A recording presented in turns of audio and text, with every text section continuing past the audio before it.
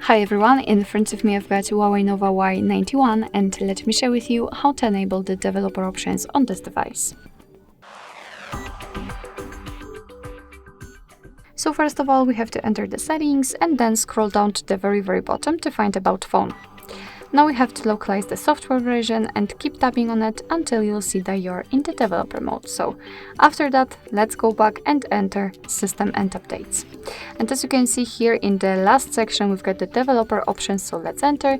And here we've got quite a lot of advanced settings which we can customize. So for example, we can disable the USB audio routing.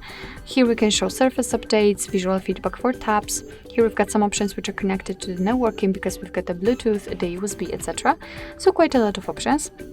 And if you want to turn on the option, simply tap on the switcher, so it works just like in the regular settings. You can turn it off the same way, and if you've got the options without the switcher, simply tap on them to open more options.